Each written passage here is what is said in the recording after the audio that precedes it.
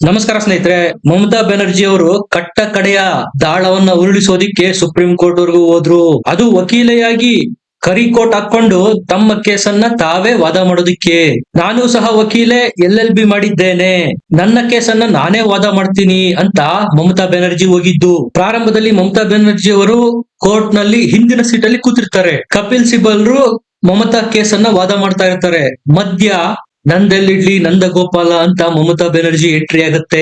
ಮೂಗು ತೂರಿಸಿ ಕೋರ್ಟ್ ಕಲಾಪದಲ್ಲಿ ಮಾತಾಡ್ತಾರೆ. ಇದಕ್ಕೆ CJI ಸೂರ್ಯಕಾಂತ್ ರವರು ಯಾವುದೇ ಅಬ್ಜೆಕ್ಷನ್ ಮಾಡೋದಿಲ್ಲ.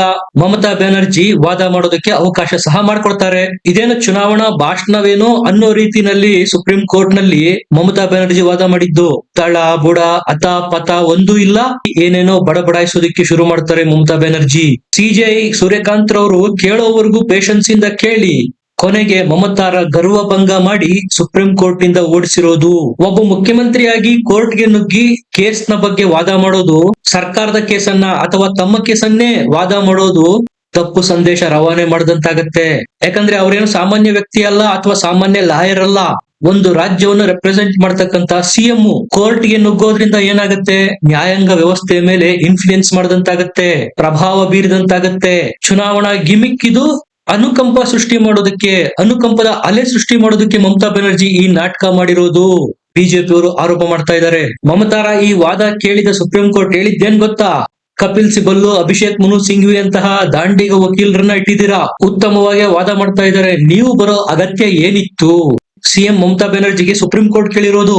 ಅನುಕಂಪದ ಅಲೆ ಸೃಷ್ಟಿ ಮಾಡಿ ಚುನಾವಣೆಯಲ್ಲಿ ಅದರ ಲಾಭ ಪಡೆಯೋದಕ್ಕೆ ಮಮತಾ ಬ್ಯಾನರ್ಜಿ ಅವರಿಗೆ ಕೋರ್ಟಿಗೆ ಬಂದಿದ್ರ? ಬಿಜೆಪಿಯ ವಿರುದ್ಧ ಆರೋಪಗಳ ಸುರಿಮಳೆನೆ ಸುರಿಸಿದ್ದಾರೆ. ಬಿಜೆಪಿಯವರು ನನ್ನ ಮೇಲೆ ಅತ್ಯಾಚಾರ, ದೌರ್ಜನ್ಯ, ED, CBI, NIA, SIR ಅಂತೇಳಿ ಮಾಡ್ತಾ ಇದ್ದಾರೆ, ದಯಮಾಡಿ ನಮ್ಮನ್ನ ಬಿಜೆಪಿ ಕೈಯಿಂದ ಬಚಾವ್ ಮಾಡಿ ಅಂತ ಸುಪ್ರೀಂ ಕೋರ್ಟ್ ಅಲ್ಲಿ ಕೇಳ್ತಾರೆ ಮಮತಾ ಬ್ಯಾನರ್ಜಿ. CM ಹುದ್ದೆಯನ್ನು ದುರುಪಯೋಗ ಪಡಿಸಿಕೊಂಡು ಅನುಕಂಪದ ಲಾಭವನ್ನು ಪಡೆಯೋದಿಕ್ಕೆ ಮಮತಾ ಬ್ಯಾನರ್ಜಿ ಸುಪ್ರೀಂ ಕೋರ್ಟ್ ಗೆ ಬಂದಿತ್ತು ಅನ್ನೋದು ಬಿಜೆಪಿ ವಾದ. ಇದೇನಾಗತ್ತಪ್ಪ ಅಂದ್ರೆ, ಒಂದು ರಾಜ್ಯದ CM ಸುಪ್ರೀಂ ಕೋರ್ಟ್ ಹೋಗಿ ಈ ರೀತಿ ವಾದ ಮಾಡೋದ್ರಿಂದ ದೇಶಾದ್ಯಂತ ಅದು ಪ್ರಸಾರ ಆದೇ ಆಗುತ್ತೆ. ನಮ್ಮ ಮುಖ್ಯಮಂತ್ರಿ ಹೀರೋ ಆಗ್ತಾರೆ ಅಂತ TMC ಅವರು ಅನ್ಕೊಂಡಿದ್ರು. ಆದ್ರೆ CJI ಸೂರ್ಯಕಾಂತ್ರು ಮಮತಾ ಬ್ಯಾನರ್ಜಿ ಮತ್ತು ಅವರ ಪಕ್ಷಕ್ಕೆ ಹಿಡಿದಿದ್ದ ಭೂತನ ಇಳಿಸಿ ಸುಪ್ರೀಂ ಕೋರ್ಟ್ ಇಂದ ಜಾಡಿಸಿ ಕಳಿಸಿದ್ದಾರೆ. ನೋಡಿ ನಮ್ಮ CM ಮಮತಾ ಬ್ಯಾನರ್ಜಿ ಎಷ್ಟು ಧೈರ್ಯಶಾಲಿ. ಜನರ ಪರವಾಗಿ ಹೋರಾಟ ಮಾಡೋದಿಕ್ಕೆ ಇಲ್ಲಿ ಜನರ ಪರವಾಗಿ ಹೋರಾಟ ಏನೂ ಇಲ್ಲ. ತನ್ನನ್ನು ತಾನು ಬಚಾವ್ ಮಾಡಿಕೊಳ್ಳೋದಿಕ್ಕೆ, ತಾನು ಎಲೆಕ್ಷನ್ ಅಲ್ಲಿ ಗೆಲ್ಲೋದಿಕ್ಕೆ ಮಾಡ್ತಾ ಇರ್ತಕ್ಕಂಥ ಪ್ರಯತ್ನಗಳು. ಆದ್ರೆ TMC ಬಿಂಬಿಸಿದ್ದು ಜನರ ಪರವಾಗಿ ಹೋರಾಟ ಮಾಡೋದಿಕ್ಕೆ. ಸುಪ್ರೀಂ ಕೋರ್ಟ್ ವರೆಗೂ ಹೋಗೋದಿಕ್ಕೆ ಹಿಂಜರಿಯೋದಿಲ್ಲ ಮಮತಾ ಬ್ಯಾನರ್ಜಿ ಅವರು. ಈ ರೀತಿಯ ನರೇಟಿವ್ ಬಿಲ್ಡ್ ಮಾಡ್ತಾ ಇದ್ರು TMC ಅವರು. ಇದೇ ಮಮತಾಗೆ ಬ್ಯಾಕ್ ಫೈರ್ ಆಯ್ತು ಸುಪ್ರೀಂ ಕೋರ್ಟ್ ಅಲ್ಲಿ. ನರೇಟಿವ್ ಸೃಷ್ಟಿ ಮಾಡೋದಕ್ಕೋಗಿ ಉಲ್ಟಾ ಅವಮಾನ ಮಾಡಿಸಿಕೊಂಡು ಹೊರ ಬಂದ್ರು ಮಮತಾ ಬ್ಯಾನರ್ಜಿ ಸುಪ್ರೀಂ ಕೋರ್ಟ್ ಇಂದ. ಬೇಕಿತ್ತ ಇದು ದೀದಿಗೆ ಅಂತ ಅಣಕ ಮಾಡ್ತಾ ಇದೆ ಬಿಜೆಪಿ. ಹಾಗಾದ್ರೆ ಅಷ್ಟೊಂದು ಸೀರಿಯಸ್ ಆಗಿತ್ತ ಕೇಸು? ಖುದ್ದು ಮಮತಾ ಬ್ಯಾನರ್ಜಿ CM ಆಗಿ ಸುಪ್ರೀಂ ಕೋರ್ಟ್ ಗೆ ನುಗ್ಗಿದ್ಯಾಕೆ?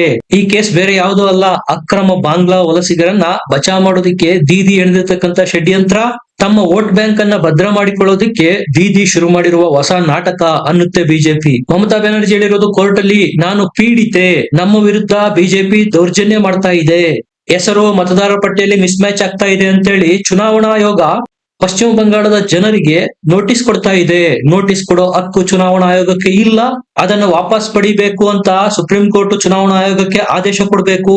ನಮಗೆ ನ್ಯಾಯ ಮರೀಚಿಕೆಯಾಗಿದೆ, ಸುಪ್ರೀಂ ಕೋರ್ಟ್ ಒಂದೇ ನಮಗೆ ಉಳಿದಿರ್ತಕ್ಕಂಥ ಭರವಸೆ. ಹೀಗೆಲ್ಲ ಮಾತಾಡಿದ್ರು ಸುಪ್ರೀಂ ಕೋರ್ಟ್ ಅಲ್ಲಿ ಮಮತಾ ಬ್ಯಾನರ್ಜಿ. ಇದಕ್ಕೆ ಸೂರ್ಯಕಾಂತ್ CJI ಹೇಳಿರೋದೇನ್ ಗೊತ್ತಾ?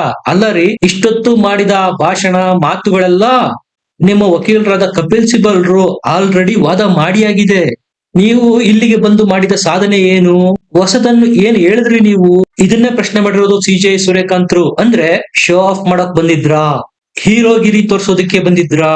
ನಮ್ಮ ನ್ಯಾಯಾಲಯ ಮತ್ತು ನ್ಯಾಯಾಂಗ ವ್ಯವಸ್ಥೆಯನ್ನ ಇನ್ಫ್ಲೂಯೆನ್ಸ್, ಪ್ರಭಾವ ಮಾಡೋದಿಕ್ಕೆ ಬಂದಿದ್ರಾ ಅಂತ ಇಂಡೈರೆಕ್ಟ್ ಆಗಿ CJI ಸೂರ್ಯಕಾಂತ್ ಮಮತಾ ಬ್ಯಾನರ್ಜಿಗೆ ಜಾಡ್ಸಿರೋದು. ನೀವ್ ಹೇಳ್ತಾ ಇರೋದ್ರಲ್ಲಿ ಏನು ಹೊಸದಿಲ್ಲ, ಎಲ್ಲ ಕಪಿಲ್ ಸಿಬಲ್ ಆಲ್ರೆಡಿ ಹೇಳಿ ಆಗಿದೆ ಅನ್ನೋ ಮೂಲಕ. ಅಂದ್ರೆ ಬಟ್ಟೆನಲ್ಲಿ ಸುತ್ತಿ ಒಡೆದಂತೆ ಇದು ಮಮತಾ ಬ್ಯಾನರ್ಜಿಗೆ ಘೋರ ಅವಮಾನ ಅನ್ನೋದು ಬಿಜೆಪಿ ವಾದ. ನೀವು ಹೇಳ್ತಾ ಇರೋದ್ರಲ್ಲಿ ಏನು ಹೊಸದಿಲ್ಲ, ನಿಮ್ಮ ವಕೀಲರು ಆಲ್ರೆಡಿ ಹೇಳಿದ್ದಾರೆ, ಅದನ್ನೇ ಮತ್ತೆ ಮತ್ತೆ ಕೇಳೋದಿಕ್ಕೆ ನಮ್ಗೇನು ದರ್ದ? ಕೋರ್ಟ್ ಕಲಾಪ ಮೌಲ್ಯವಾದದ್ದು, ಹಾಳು ಮಾಡಬೇಡಿ ಅನ್ನೋ ಅರ್ಥದಲ್ಲಿ ಜಾಡಿಸಿ ಕಳಿಸಿರೋದು ಸುಪ್ರೀಂ ಕೋರ್ಟ್ ಮಮತಾ ಬ್ಯಾನರ್ಜಿಗೆ.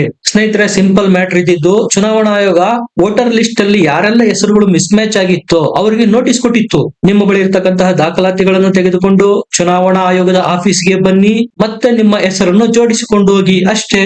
ಇವೆಲ್ಲ ಯಾರ ಓಟ್ಗಳು? ಮಮತಾ ದೀದಿಯ ಓಟ್ಗಳು. ಇವರೆಲ್ಲ ಯಾರು? ಅಕ್ರಮ ಬಾಂಗ್ಲಾ ವಲಸಿಗರು.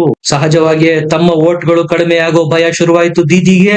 ಸುಪ್ರೀಂ ಕೋರ್ಟ್ ವರೆಗೂ ಬಂದ್ರು ನೋಡಿ ಇವರನ್ನ ಬಚಾವ್ ಮಾಡೋದಕ್ಕೆ ಅನ್ನುತ್ತೆ ಬಿಜೆಪಿ. 30 ಲಕ್ಷಕ್ಕೂ ಅಧಿಕ ಮತದಾರರ ಹೆಸರುಗಳು ಮಿಸ್ ಮ್ಯಾಚ್ ಆಗ್ತಾ ಇದೆ ಚುನಾವಣಾ ಆಯೋಗದ ಮತದಾರರ ಪಟ್ಟಿನಲ್ಲಿ. ಇವ್ರು ಯಾರಿಗೂ ಕೇಳಬಾರದಂತೆ, ನೋಟಿಸ್ ಕೊಡಬಾರದಂತೆ. ಇಷ್ಟೆಲ್ಲಾ ಅಕ್ರಮಗಳು, ತಪ್ಪುಗಳಿದ್ರು ನೋಟಿಸ್ ಕೊಡುವಂತಿಲ್ಲ, ತನಿಖೆನೂ ಮಾಡುವಂತಿಲ್ಲ. ಹಾಗಾದ್ರೆ ಚುನಾವಣಾ ಆಯೋಗ ಯಾಕೆ ಇರಬೇಕು? SIR ಯಾವ ಪುರುಷಾರ್ಥಕ್ಕೆ ಮಾಡಬೇಕು? ಅಂದಾದೊಂದಿ ಅಕ್ರಮ ಬಾಂಗ್ಲಾ ವಲಸಿಗರೇ ಮಮತಾ ಬ್ಯಾನರ್ಜಿ ಅವರಿಗೆ ಓಟ್ ಹಾಕಿ ಮತ್ತೆ ಇವರೇ ಚುನಾಯಿತರಾಗಿ ಸರ್ಕಾರ ಮಾಡ್ಕೊಂಡು ಹೋಗ್ಲಿ. ಈ ರೀತಿ ನಡೆಯುತ್ತಾ ದೇಶ ಅನ್ನುತ್ತೆ ಬಿಜೆಪಿ. ಮತದಾರರ ಪಟ್ಟಿಯಲ್ಲಿ ನಿಮ್ಮ ವಿಷಯಗಳು ತಪ್ಪಾಗಿ ದಾಖಲಾಗಿದ್ದಾವೆ, ದಾಖಲಾತಿಗಳನ್ನು ತೆಗೆದುಕೊಂಡು ಬನ್ನಿ ಅಂತ ಚುನಾವಣಾ ಆಯೋಗ ನೋಟಿಸ್ ಕೊಟ್ರೆ ಇದ್ ಹೆಂಗ್ ತಪ್ಪಾಗುತ್ತೆ? ಹಂಗಾದ್ರೆ ನಾವು ಮಾಡೋ SIR ಗೆ ಅರ್ಥನೇ ಇರೋದಿಲ್ಲ ಅಂತ ಚುನಾವಣಾ ಆಯೋಗ ವಾದ ಮಾಡ್ತಾ ಇರೋದು ಸುಪ್ರೀಂ ಕೋರ್ಟ್ ಅಲ್ಲಿ. ಮಮತಾ ಬ್ಯಾನರ್ಜಿ ಅವರು ಏನಂತ ವಾದ ಮಾಡಿದ್ರು? ಕೇವಲ ವಿರೋಧ ಪಕ್ಷಗಳು ಇರ್ತಕ್ಕಂತಹ ರಾಜ್ಯಗಳಲ್ಲಿ ಮಾತ್ರ SIR ಆಗ್ತಾ ಇದೆ.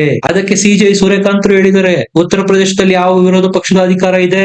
ಬಿಹಾರದಲ್ಲಿ ಯಾವ ವಿರೋಧ ಪಕ್ಷದ ಅಧಿಕಾರ ಇತ್ತು? ಎರಡರಲ್ಲೂ SIR ಆಗಿದೆ. ಅಲ್ಲೆಲ್ಲೂ ಇಲ್ಲದ ಟೆನ್ಷನ್ ಪಶ್ಚಿಮ ಬಂಗಾಳಕ್ಕೆ SIR ಬಂದಾಗ ಯಾಕೆ ಆಗಬೇಕು? ಸುಪ್ರೀಂ ಕೋರ್ಟ್ ಕೇಳಿರೋದು ಮಮತಾ ಬ್ಯಾನರ್ಜಿಗೆ, ನೀವು ಮಾಡ್ತಾ ಇರ್ತಕ್ಕಂತಹ ಈ ವಾದಗಳಲ್ಲೇ ಉರುಳಿಲ್ಲ ಅಂತ ಖಾರೀಜ್ ಮಾಡಾಕಿದೆ ಸುಪ್ರೀಂ ಕೋರ್ಟ್ ಮಮತಾ ಬ್ಯಾನರ್ಜಿ ಅವರ ಅಪೀಲನ್ನ. ಮಮತಾ ಬ್ಯಾನರ್ಜಿ ಅವರು ಸುಪ್ರೀಂ ಕೋರ್ಟ್ ಅನ್ನ ತಮ್ಮ ಪಾರ್ಟಿಯ ಆಫೀಸು ಅನ್ನುವಂತೆ ನುಗ್ಗಿ ಅಂದಾದೊಂದಿ ವಾದ ಮಾಡಿದ್ರು. ಈಗ ನಗೆಪಾಟಲಿಗೀಡಾಗಿ ಹೊರ ಬಂದಂತಾಗಿದೆ ಅಂತ ಬಿಜೆಪಿ ಅವರು ಕೀಟಲೆ ಮಾಡ್ತಾ ಇದ್ದಾರೆ ದೀದಿಯನ್ನ. ಮಮತಾ ಬ್ಯಾನರ್ಜಿ ಮಾಡಿದ ಮತ್ತೊಂದು ಬ್ಲೆಂಡರ್ ಏನಪ್ಪಾ ಅಂದ್ರೆ, ಎಲೆಕ್ಷನ್ ಕಮಿಷನ್ ನ ವಾಟ್ಸ್ಆಪ್ ಕಮಿಷನ್ ಅಂತಾರೆ. ಸುಪ್ರೀಂ ಕೋರ್ಟ್ ಜಡ್ಜ್ಗೆ ಅದೆಲ್ಲಿತ್ತೋ ಏನೋ ಕೋಪ. ಜಸ್ಟಿಸ್ ಪಂಚೋಲಿ ಸರಿಯಾಗಿ ಕ್ಲಾಸ್ ತಗೊಂಡ್ರು ದೀದಿಗೆ. ಹದ್ದು ಬಸ್ತಲ್ಲಿ ಮಾತಾಡಿ, ಚುನಾವಣಾ ಆಯೋಗ ಒಂದು ಸಾಂವಿಧಾನಿಕ ಸಂಸ್ಥೆ, ಗೌರವ ಕೊಟ್ಟು ಮಾತಾಡಿ, ಅದು ವಾಟ್ಸ್ಆಪ್ ಕಮಿಷನ್ ಅಲ್ಲ, ಬಾಯಿಗೆ ಬಂದಂತೆ ಮಾತಾಡಬೇಡಿ ಅಂತ ಸುಪ್ರೀಂ ಕೋರ್ಟ್ ನ ಜಡ್ಜೆ ತಾಕೀತು ಮಾಡ್ತಾರೆ ಮಮತಾಗೆ. ಬೇಕಿತ್ತ ಮಮತಾ ಬ್ಯಾನರ್ಜಿ ಅವ್ರಿಗಿದು? ಯಾಕಂದ್ರೆ ಲೈವ್ ಪ್ರಸಾರ ಇರುತ್ತೆ, ಜನ ನೋಡ್ತಾ ಇರ್ತಾರೆ. ಸುಪ್ರೀಂ ಕೋರ್ಟ್ ಜಡ್ಜ್ ಆದ್ರೂ ತಪ್ಪನ್ನ ಗುರುತಿಸಿ ತಪ್ಪು ಮಾಡಿದವರಿಗೆ ಅಲ್ಲೇ ತಿದ್ದಿ ಪಾಠ ಹೇಳ್ಬೇಕಾಗತ್ತೆ. ಅದನ್ನೇ ಸುಪ್ರೀಂ ಕೋರ್ಟ್ ಜಡ್ಜು ಸಹ ಮಾಡಿದ್ದು. ಮಮತಾ ಬ್ಯಾನರ್ಜಿ ಸುಪ್ರೀಂ ಕೋರ್ಟ್ಗೆ ವಕೀಲ್ಗಿರಿ ಮಾಡೋದಕ್ಕ ಬಂದಿದ್ದು, ಚುನಾವಣಾ ಭಾಷಣ ಮಾಡೋದಕ್ಕ ಬಂದಿದ್ದು. ನನಗೆ ನ್ಯಾಯ ಸಿಗ್ತಾ ಇಲ್ಲ, ಬಿಜೆಪಿ ದೌರ್ಜನ್ಯ ಮಾಡ್ತಾ ಇದೆ, ನ್ಯಾಯ ಬಾಗ್ಲ ಹಿಂದಿದೆ ಮುಂದಿದೆ, ನನಗೆ ಅನ್ಯಾಯ ಆಗ್ತಾ ಇದೆ, ಇದನ್ನೆಲ್ಲ ಸುಪ್ರೀಂ ಕೋರ್ಟ್ ಅಲ್ಲಿ ಹೇಳಿದ್ರೆ ಅವ್ರೇನ್ ಮಾಡ್ತಾರೆ? ಇವರು ಬಿಜೆಪಿಯನ್ನ ರಣರಂಗದಲ್ಲಿ ಚುನಾವಣೆಯಲ್ಲಿ ಎದುರಿಸಬೇಕು. ಕಪಿಲ್ ಸಿಬಲ್ರ ದೊಡ್ಡ ಟೀಮೇ ವಾದ ಮಾಡಿದೆ SIR ಮೇಲೆ. ಮಧ್ಯದಲ್ಲಿ ಬಂದು ಶೋ ಆಫ್ ಕೊಡೋದೇನಿತ್ತು ದೀದಿಗೆ? ಹೊಸದೇನ್ ಆಡ್ ಮಾಡಿದ್ರು ಮಮತಾ ಬ್ಯಾನರ್ಜಿ? ಪುಂಗಿದ್ದೆ ಮತ್ತೆ ಮತ್ತೆ ಪುಂಗೋದಾ? ನ್ಯಾಯಾಲಯವನ್ನ ಪ್ರಭಾವ ಮಾಡೋದಿಕ್ಕೆ ಬಂದಿದ್ದು. ಈ ನಾಟಕ ಜನರಿಗೆ ಅರ್ಥ ಆಗುತ್ತೆ. ಪಶ್ಚಿಮ ಬಂಗಾಳದ ಎಲೆಕ್ಷನ್ ನಲ್ಲಿ ಜನನೇ ಬುದ್ಧಿ ಕಲಿಸ್ತಾರೆ ಅನ್ನುತ್ತೆ ಬಿಜೆಪಿ. ಎಲೆಕ್ಷನ್ ಕಮಿಷನ್ ಅವರಂತೂ ಸಿಕ್ಕಿದ್ದೇ ಚಾನ್ಸ್ ಅಂತ ಮಮತಾ ಬ್ಯಾನರ್ಜಿ ವಿರುದ್ಧ ಯಾವೆಲ್ಲ ಆರೋಪ ಮಾಡಬಹುದು ಎಲ್ಲ ಮಾಡಿದ್ದಾರೆ. SIR ಪ್ರಕ್ರಿಯೆಗೆ B ಕ್ಲಾಸ್ ನೌಕರರನ್ನ ಒದಗಿಸಿ ಅಂತ ನಾವು ಮಮತಾಗೆ ಮನವಿ ಮಾಡಿದ್ವಿ. ಆದ್ರೆ ಅವರು ಅಂಗನವಾಡಿ ಕಾರ್ಯಕರ್ತರು, ಇನ್ನಿತರ ನೌಕರರನ್ನ ಒದಗಿಸಿದ್ದಾರೆ. ನಮಗೆ ಕೆಲಸ ತೆಗೆದುಕೊಳ್ಳೋದಕ್ಕೆ ಸಾಧ್ಯ ಆಗ್ತಾ ಇಲ್ಲ. ಹಾಗಾಗಿ ಸಾವಿರಾರು ಸೆಂಟ್ರಲ್ ಗವರ್ಮೆಂಟ್ ನೌಕರರನ್ನ SIR ಪ್ರಕ್ರಿಯೆಗೆ ಪಶ್ಚಿಮ ಬಂಗಾಳಕ್ಕೆ ಕಳಿಸಬೇಕಾಗಿ ಬಂತು. ಮಮತಾ ನಮಗೆ ಅಸಹಕಾರ ಮಾಡ್ತಾ ಇದ್ದಾರೆ ಅಂತ ಚುನಾವಣಾ ಆಯೋಗನೇ ಸರಿಯಾಗಿ ವಾದ ಮಾಡಿದೆ ಸುಪ್ರೀಂ ಕೋರ್ಟ್ ಅಲ್ಲಿ. ಸ್ಪಷ್ಟವಾಗಿ ಸುಪ್ರೀಂ ಕೋರ್ಟ್ ದೀದಿಗಳಿರೋದು, ನೀವೇನು ನೋಟಿಸ್ ವಾಪಸ್ ಪಡಿಬೇಕು ಅಂತ ಇದ್ದೀರಾ, ಅದನ್ನು ಮಾಡೋದಕ್ಕಾಗಲ್ಲ. ಚುನಾವಣಾ ಆಯೋಗ ಹೆಸರು ಮಿಸ್ ಮ್ಯಾಚ್ ಆಗಿರೋರಿಗೆ ನೋಟಿಸ್ ಕೊಟ್ಟಿರೋದು ಕರೆಕ್ಟ್ ಆಗೇ ಇದೆ. ಚುನಾವಣಾ ಆಯೋಗದ SIR ಕೆಲಸಕ್ಕೆ ನೌಕರರನ್ನು ಒದಗಿಸುವುದು ನಿಮ್ಮ ಜವಾಬ್ದಾರಿ, ಅದನ್ನು ಮಾಡಿ ಅಂತ ಜಾಡಿಸಿ ಕಳಿಸಿದೆ ಮಮತಾ ದೀದಿಯನ್ನ ಸುಪ್ರೀಂ ಕೋರ್ಟ್. ಇದ್ರ ಬಗ್ಗೆ ನಿಮ್ಗೆ ಏನ್ ಅನ್ಸುತ್ತೆ? ಕಮೆಂಟ್ ಮಾಡಿ, ಲೈಕ್ ಮಾಡಿ, ಚಾನೆಲ್ ನ ಸಬ್ಸ್ಕ್ರೈಬ್ ಮಾಡಿ. ಮತ್ತೆ ಸಿಗೋಣ. ನಮಸ್ಕಾರ.